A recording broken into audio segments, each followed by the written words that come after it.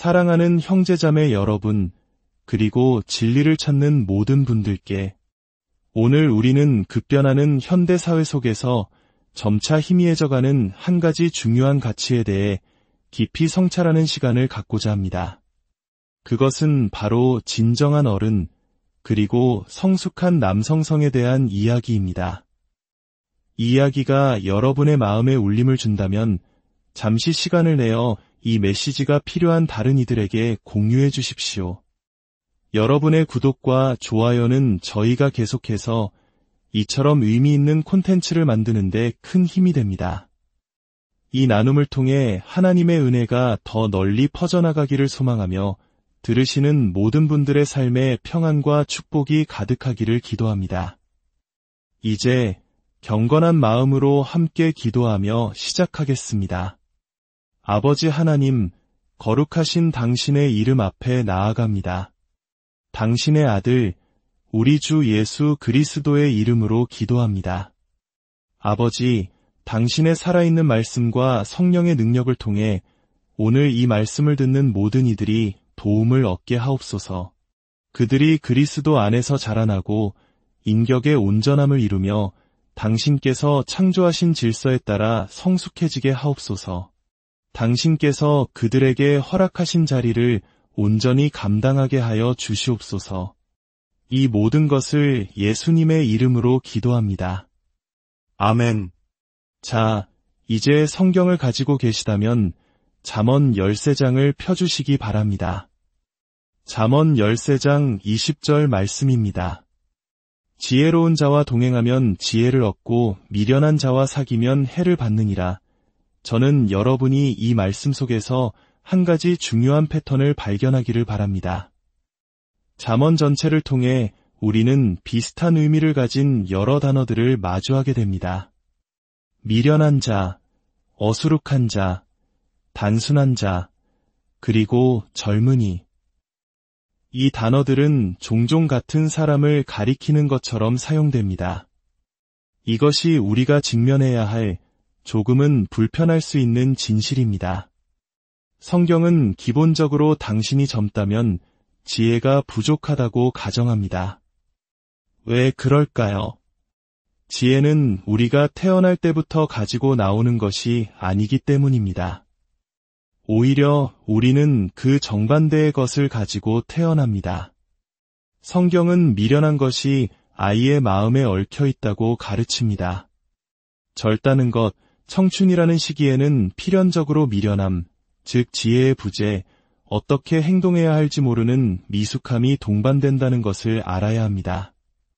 만약 우리가 타임머신을 타고 과거로 돌아가거나 오늘날 세계의 여러 부족 사회를 방문한다면 우리는 지금과는 매우 다른 광경을 목격하게 될 것입니다. 아주 다른 모습 말입니다. 우리는 어른들이 아이들을 훈련시키는 모습을 보게 될 것입니다. 아이들이 아이들끼리만 어울리는 모습은 거의 찾아볼 수 없을 것입니다. 젊은이가 다른 젊은이들과 대부분의 시간을 보내는 것은 금기시되거나 적어도 매우 비정상적인 일로 여겨졌습니다. 왜 그랬을까요? 바로 오늘의 잠언 말씀 때문입니다. 미련함에 또 다른 미련함을 더한다고 해서 지혜로운 사람이 되지는 않습니다. 미련한 젊은이들을 한 곳에 모아두면 그들은 같은 방향으로 나아가며 극도의 어리석음을 증폭시킬 뿐입니다. 성경적인 문화를 떠나서도 우리는 이 원리를 발견할 수 있습니다. 그런데 오늘날 우리는 왜 젊은이들을 한데 모아놓는 것일까요? 유치원 시절부터 시작해서 대학을 졸업한 이후까지도 젊은이들은 오직 다른 젊은이들과 함께합니다. 한 젊은이의 인생에 가장 큰 영향을 미치는 존재가 바로 다른 젊은이들이 되어버렸습니다. 우리는 왜 이렇게 하고 있는 걸까요? 이런 현상은 비단 세상에서만 일어나는 일이 아닙니다. 교회 안에서도 똑같이 일어나고 있습니다. 예를 들어 당신이 4살짜리 아이를 데리고 교회에 가면 아이는 주일학교라는 이름 아래 또래 아이들과 함께 있는 반에 배치됩니다. 그리고 대부분 여성 교사가 그들을 가르칩니다. 청소년이 되면 다른 10대들과 함께 청소년부에 속하게 됩니다. 서구 기독교 문화 전체를 둘러봐도 한 젊은이가 성장 과정에서 성숙한 남성의 영향을 제대로 받지 못하고 자랄 수 있는 구조가 되어버렸습니다. 왜 이렇게 되었을까요? 우리가 비성경적인 원리들에 의해 왜곡되었기 때문입니다. 이러한 비성경적인 원리들이 단지 세상 문화에만 머물러 있다면 그나마 다행일 것입니다. 하지만 현실은 교회가 세상에 영향을 주기보다 세상 문화로부터 더 많은 영향을 받고 있다는 것입니다. 우리는 성경을 중심으로 교회를 세워 세상 문화에 저항하는 대신 세상 문화를 중심으로 교회를 세우려고 하는 지경에까지 이르렀습니다. 몇 가지를 짚어보겠습니다. 아마 세대 차이라는 말을 많이 들어보셨을 겁니다. 이 용어는 1960년대 초반에 등장했습니다. 그 이전까지 인류 역사에 세대 차이라는 개념은 사실상 존재하지 않았습니다. 1950년대 청년 반란과 함께 시작된 현상이죠. 영화배우 제임스 딘 같은 인물로 상징되는 젊은 세대와 기성세대 간의 갈등이 나타나기 시작했습니다. 이러한 현상은 오늘날 미디어를 통해 더욱 심화되었습니다. 영화나 TV를 보면 어른과 젊은이의 분리뿐만 아니라 어른들은 항상 아무것도 모르는 바보처럼 묘사되고 오히려 젊은이들이 어른들을 가르치는 모습이 나옵니다. 이는 성경의 가르침과 완전히 정반대입니다. 만약 당신이 기독교인이 아니며 세속적인 역사와 흐름을 따르기로 결정했다면 그것은 당신의 선택입니다. 하지만 당신이 알아야 할 것은 그것은 기독교적인 방식이 아니며 인류의 위대한 사회들은 결코 그런 가치 위에 세워지지 않았다는 사실입니다. 오늘날에는 아이가 어른을 이끄는 시대가 되었습니다. 이 세대 차이라는 개념이 어디에 기반을 두고 있는지 잠시 이야기해 보겠습니다. 놀랍게도 이것은 진화론의 뿌리를 두고 있습니다. 종에서 종으로 발전하는 거시적인 진화의 개념을 인간 아이의 발달이라는 미시적인 세계에 적용한 것입니다. 즉, 새로운 세대는 낡은 세대보다 더 진화했고 더 우월하다는 무의식적인 가정이 깔려 있는 것입니다. 이는 증명된 사실이 아니라 하나의 이론에 불과합니다. 우리의 공교육 시스템은 존 듀이나 루소와 같은 인물들에 의해 큰 영향을 받았습니다. 그들은 어떤 신념을 가지고 있었을까요? 첫째로, 그들은 처음부터 반기독교적이었습니다. 그들은 진화론을 신봉했으며 가족이라는 개념에 반대했습니다. 루소는 자신의 아이가 태어나자마자 성별도 확인하지 않은 채 정부기관에 맡겨버릴 정도로 반가족적인 인물이었습니다. 오늘날 우리 사회는 어떻습니까? 공교육, 공공기관, 맞벌이 부부는 소위 아메리칸 드림을 줬습니다. 아이가 태어난 지 몇 주 혹은 몇 달이 지나면 어머니는 직장으로 복귀하고 아이는 어린이집과 유치원으로 보내집니다. 그리고 대학을 졸업할 때까지 정부가 운영하는 교육기관의 품 안에서 자랍니다. 문자 그대로 수만 시간 동안 세속적이고 반기독교적인 가치를 배우는 것입니다. 여기에 더해 아이들은 매일 3시간 이상 미디어에 노출됩니다. 그러고 나서 우리는 왜 우리 문화가 이토록 쇠퇴했는지 의아해합니다. 여러분, 이것은 저 먼 곳에 있는 누군가의 이야기가 아닙니다. 바로 당신과 저의 이야기입니다. 저 자신도 이 문화의 산물이었고 여기서 벗어나기 위해 치열하게 싸워왔으며 지금도 여전히 싸우고 있습니다. 우리는 우리도 모르는 사이에 우리 자녀들을 세상의 가치관, 즉 카이사르에게 넘겨주었고 그 결과 교회 안에도 카이사르의 추종자들이 생겨나게 된 것입니다. 이 현상에는 또 다른 이유가 있습니다. 바로 제2차 세계대전 이후의 세대적 변화입니다. 저의 아버지는 대공황 시대를 겪으셨습니다. 10살의 나이에 음식을 사기 위해 거리에서 신문을 팔아야 했습니다. 그리고 제2차 세계대전에 참전하여 제국과 싸웠고 대부분의 친구들이 죽는 것을 목격했습니다. 전쟁이 끝나고 집으로 돌아왔을 때 전쟁이 가져온 경제적 번영 속에서 아버지는 이렇게 다짐했습니다.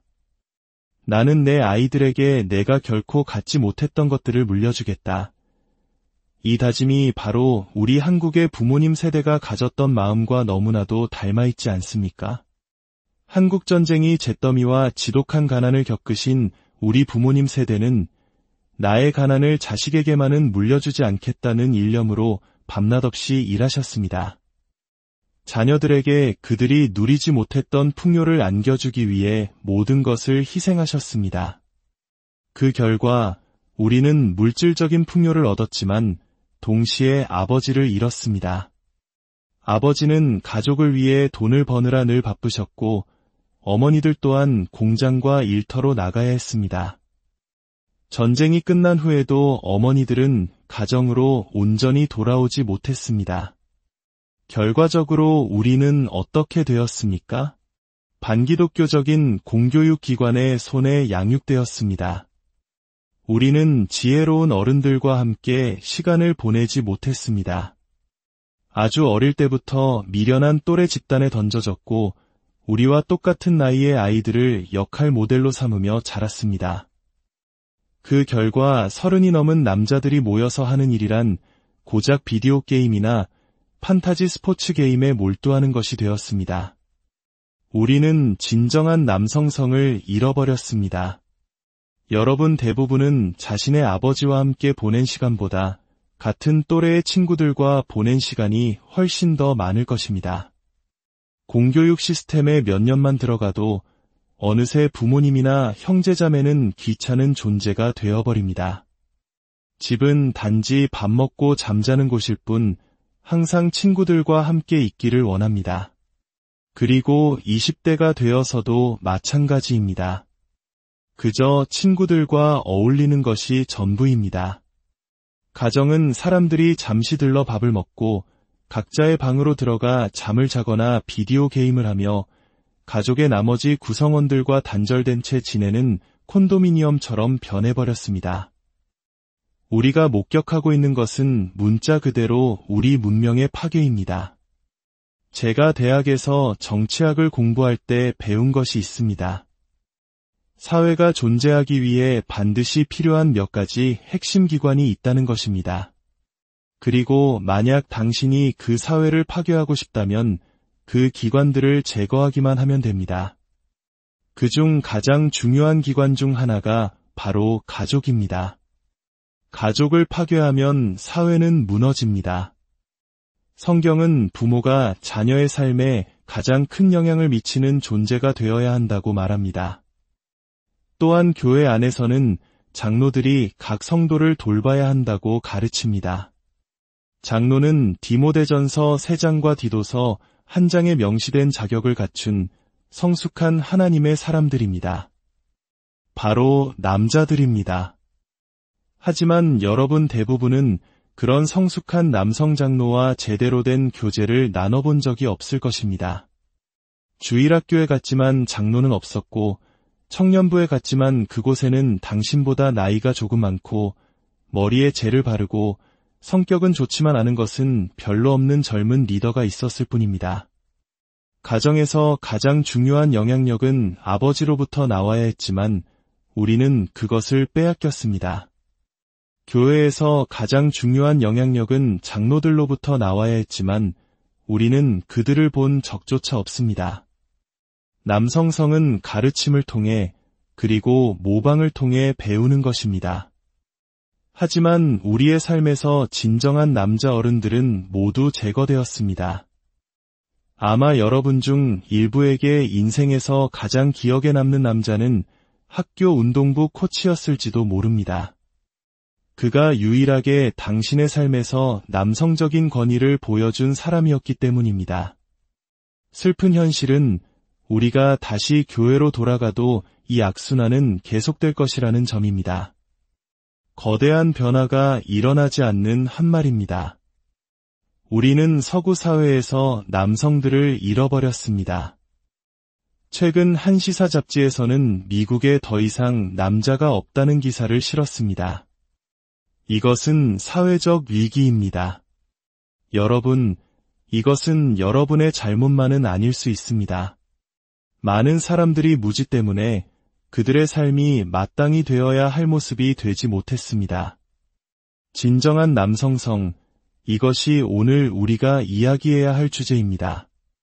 저는 몇 년 전 성경을 연구하다가 어떤 환상이나 계시가 아니라 단지 말씀을 묵상하는 과정에서 한 가지 사실을 깨달았습니다. 모든 것이 잘못되었다. 단순히 시스템을 조금 수정하는 것으로는 해결되지 않습니다. 이것을 산산조각 내고 처음부터 다시 시작해야 합니다. 물론 이런 말은 매우 위험하게 들릴 수 있습니다. 이단이 시작되는 방식이기도 하죠. 하지만 성경 해석학에는 중요한 원리가 있습니다. 당신의 신학은 항상 교회의 역사라는 맥락 안에서 이루어져야 한다는 것입니다. 만약 제가 일어나서 오늘날 서구 교회가 가족과 청년에 대해 행하는 모든 방식은 틀렸습니다. 라고 말할 때 여러분은 무슨 근거로 그렇게 말합니까? 다른 사람들은 다 만족하는데요. 라고 물을 수 있습니다. 그때 저는 역사에 호소할 수 있습니다. 2000년 기독교 역사를 돌아볼 때 과거의 교회들이 성경을 어떻게 해석했고 어떻게 실천했는지를 살펴봅니다. 그리고 오늘날의 교회가 2000년의 역사와 명백히 모순된다면 과연 누가 틀린 것일까요? 청교도 교회들에서는 아버지가 자녀에게 교리문답을 가르치지 않으면, 즉 자녀의 주된 신학적, 종교적 교사가 되지 않으면 교회 앞에서 징계를 받거나 회원 자격이 박탈될 수도 있었습니다. 태만한 아버지로 여겨졌기 때문입니다. 만약 오늘날 일반적인 교회에 들어가서 여기 계신 아버지들 중에 일주일에 최소 4번, 한 번에 30분에서 1시간씩 자녀에게 성경을 꾸준히 가르치고 계신 분 손들어 보십시오 라고 묻는다면 거의 아무도 손을 들지 못할 것입니다. 이것이 최소한의 기준임에도 불구하고 말입니다. 하지만 제가 만약 새로운 담임 목사로서 저는 오늘부터 청년부와 주일학교, 유아부 예배를 모두 폐지하겠습니다. 라고 선언한다면 어떻게 될까요? 저는 즉시 해고당할 것입니다. 사람들은 저 목사는 아이들을 미워하는 사람이야 라고 말하며 엄청난 반발에 부딪힐 것입니다. 이것이 바로 우리가 전통을 따르느라 성경을 저버리는 현실입니다. 다시 잠언 13장 20절로 돌아가 봅시다. 지혜로운 자와 동행하면 지혜를 얻고 미련한 자와 사귀면 해를 받느니라. 우리의 현재 현실을 직시해야 합니다. 제가 신학을 공부하고 논리학과 철학을 공부했지만 몇 년 전 한 친구가 제게 책 한 권을 보내주었습니다. 논리학에 관한 책이었죠. 첫 장을 3번이나 읽고 나서야 겨우 그 내용을 이해할 수 있었습니다. 대학에서 배운 어떤 논리학보다 훨씬 심오한 내용이었습니다. 책을 덮고 부엌에 다녀온 뒤 무심코 책 표지를 다시 보았습니다. 잉크로 그린 사파였는데 8, 9살쯤 되어 보이는 아이들이 줄을 서 있고 그들 위로 선생님이 가르치는 모습이 그려져 있었습니다. 이상하다 싶어 서문을 읽어보니 그 책은 놀랍게도 미국 식민지 시대 초등학생들을 위한 논리학 교과서였습니다. 이 사실이 여러분의 마음과 머리에 깊이 스며들게 하십시오. 공격적으로 들릴 수도 있지만 저를 포함해서 하는 말입니다. 우리는 무지한 백성입니다. 만약 200년 전으로 돌아간다면 저는 아마 10살, 12살짜리 아이들과 앉아서 오늘날 우리 대부분이 들어본 적도 없는 신학적 토론을 할 수 있었을 것입니다. 우리는 기술적으로는 진보했지만 신학적으로, 교리적으로, 역사적으로, 철학적으로, 논리적으로는 무지한 백성이 되었습니다. 우리는 너무나 쉽게 자신의 의견을 내세우지만 그 의견의 근거를 대라고 하면 아무것도 말하지 못합니다. 단지 다른 모든 사람들이 말하는 것에 편승할 뿐입니다. 우리는 인정받기를 갈망하기 때문입니다. 우리는 이런 문화 속에 살고 있습니다. 오늘날 여러분의 교회 청년부에서 해변에 갈 때 입는 복장을 생각해 보십시오. 75년 전만 해도 누군가 공공장소에서 그런 옷을 입고 나타났다면 세속 당국에 의해 체포되었을 것입니다. 오늘날 기독교인들이 전적으로 용납하는 것을 불과 75년 전에는 불신자들이 불법적이거나 정신나간 짓이라고 생각했다는 사실, 이것이 여러분에게 아무런 생각도 들게 하지 않습니까? 모든 것이 이렇게 빨리 변하고 있다면 우리는 어디에 굳건한 발을 딛고 서야 할까요? 우리는 하나님의 말씀 위에 서야 합니다. 사사기 17장 6절은 말합니다. 그때에는 이스라엘에 왕이 없었으므로 사람마다 자기 소견에 옳은 대로 행하였더라. 왕이 없었다는 것은 권위가 없었다는 뜻입니다. 권위가 없을 때 각자는 자신이 옳다고 생각하는 대로 행동합니다. 오늘날 교회 안에서 일어나는 일들을 보십시오. 성경에 근거하지 않고 단지 사람들이 원하는 것을 제공하며 그것을 교회라고 부릅니다. 우리에게는 권위가 없습니다. 호세아 4장 6절은 말합니다. 내 백성이 지식이 없으므로 망하는도다. 지식이 없으면 파멸에 이릅니다. 당신을 이끌어줄 지혜로운 사람을 따르지 않으면 당신은 지식의 부족으로 인해 파멸하게 될 것입니다. 우리는 무엇을 해야 합니까? 만약 당신이 그리스도께 속한 자라고 부른다면 진지한 결정을 내려야 합니다. 첫째, 우리가 하는 모든 것이 하나님의 영광을 위해야 한다는 것을 확신해야 합니다. 고린도전서 10장 31절은 말합니다. 그런즉 너희가 먹든지 마시든지 무엇을 하든지 다 하나님의 영광을 위하여 하라. 우리의 모든 행동, 모든 생각은 그리스도께 복종해야 합니다. 자유의지에 대해 이야기할 때 신학적으로 오직 한 분만이 자유롭다는 것을 이해해야 합니다. 바로 하나님입니다. 당신은 자유의지를 가지고 있지 않습니다. 당신이 하는 거의 모든 것은 주변 사람들과 문화적 유행, 당신을 둘러싼 사상에 의해 조종되거나 강요됩니다. 당신이 입는 옷, 말하는 방식, 걷는 방식까지도 모두 다른 누군가에 의해 영향을 받습니다. 그러므로 질문은 내가 자유를 포기하고 복종할 것인가가 아닙니다. 당신은 이미 복종하고 있습니다. 질문은 누구에게 복종할 것인가입니다. 매 순간 변하는 세상 문화입니까? 아니면 더 안정적이고 영원한 것입니까? 디모데후서 3장 16절과 17절은 말합니다.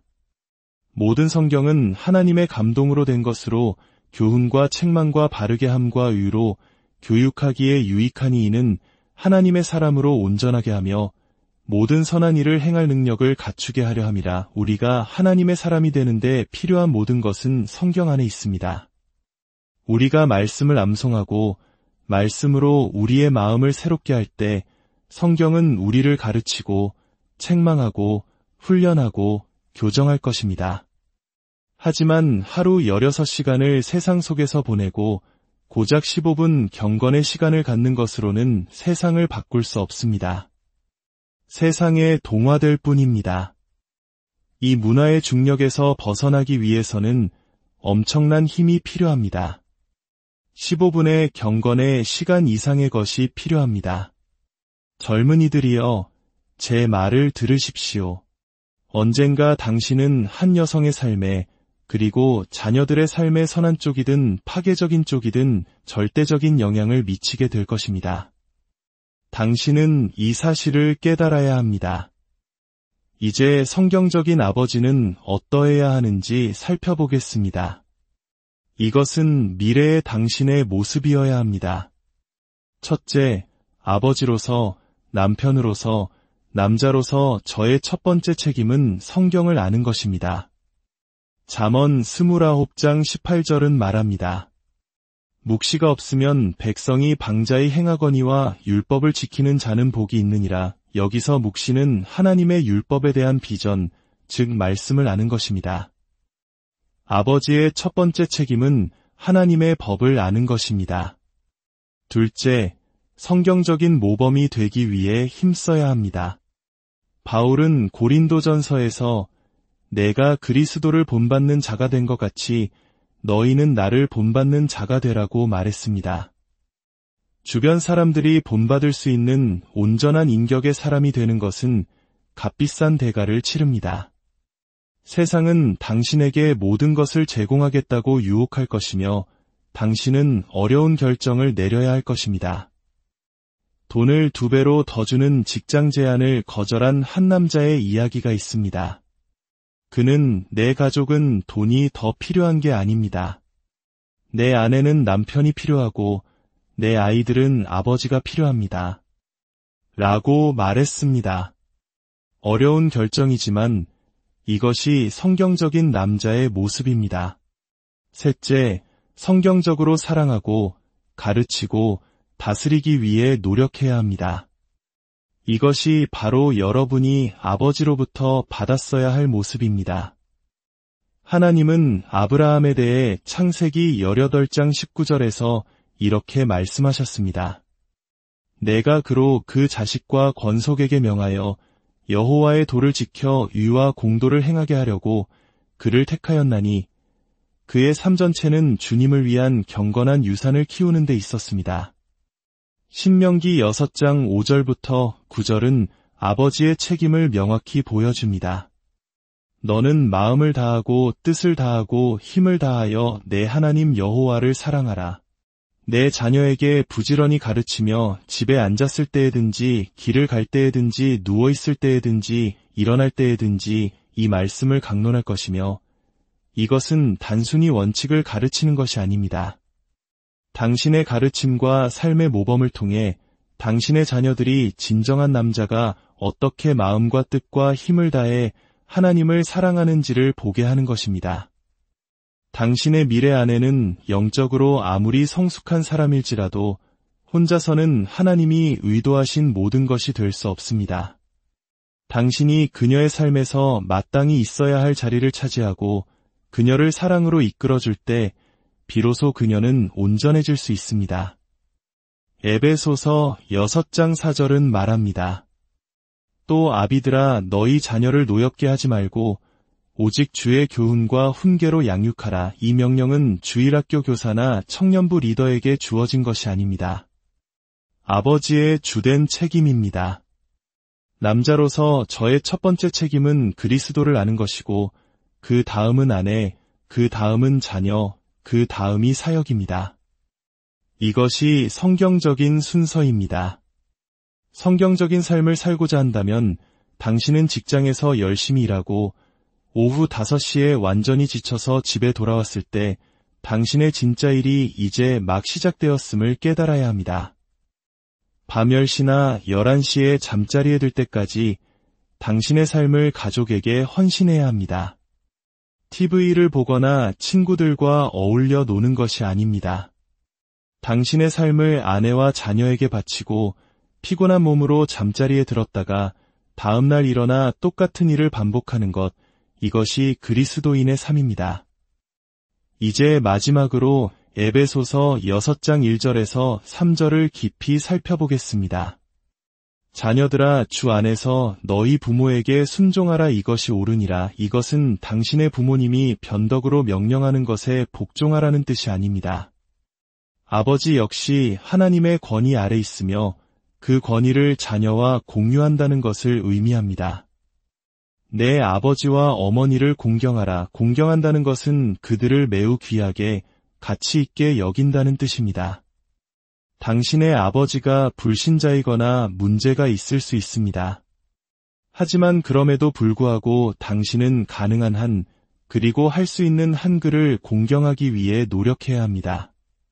당신의 반항은 당신의 인생 전체에 영향을 미칠 수 있을 뿐만 아니라 당신의 자녀와 그 자녀의 자녀들에게까지 대대로 전해질 수 있습니다. 우리가 하는 일은 우리를 따르는 사람들에게 엄청난 영향을 미칩니다. 우리는 명예가 사라진 시대를 살고 있습니다. 연장자를 공경하는 법을 잃어버렸습니다. 레위기 19장 32절은 말합니다. 너는 샘머리 앞에서 일어서고 노인의 얼굴을 공경하며 내 하나님을 경외하라. 나는 여호와이니라. 우리는 권위에 불순종하는 것에 대한 하나님의 엄중한 형벌을 기억해야 합니다. 하나님은 권위의 구조를 세우셨고 우리는 그 권위에 순종해야 합니다. 당신과 아버지의 문제는 아버지가 비윤리적인 것을 시켜서가 아닙니다. 쓰레기를 버리라고 할 때, 방을 청소하라고 할 때 순종하지 않는 것이 진짜 문제입니다. 신명기 21장은 완고하고 패역한 아들을 돌로 쳐 죽이라고까지 명령합니다. 이것은 사회를 파괴하는 심각한 범죄이기 때문입니다. 그러나 오늘날 우리 사회와 문화는 바로 이 범죄를 조장하고 있습니다.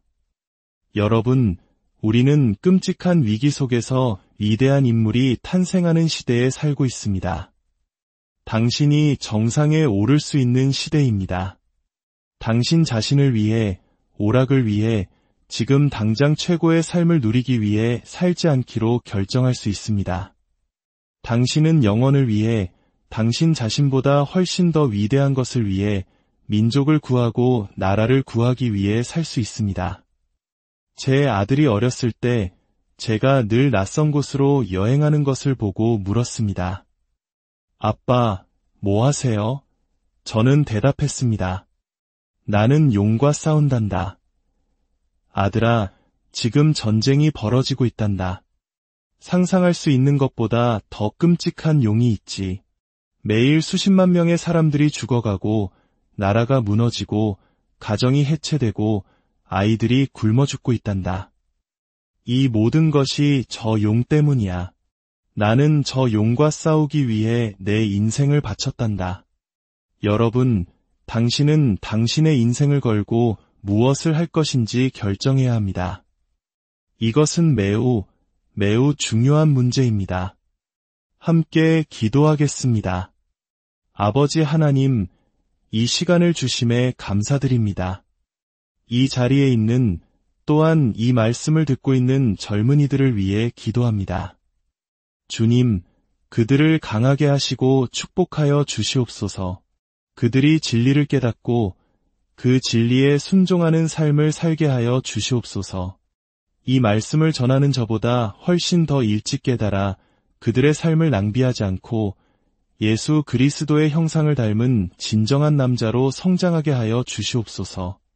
이 모든 말씀, 우리를 사랑하시는 예수 그리스도의 이름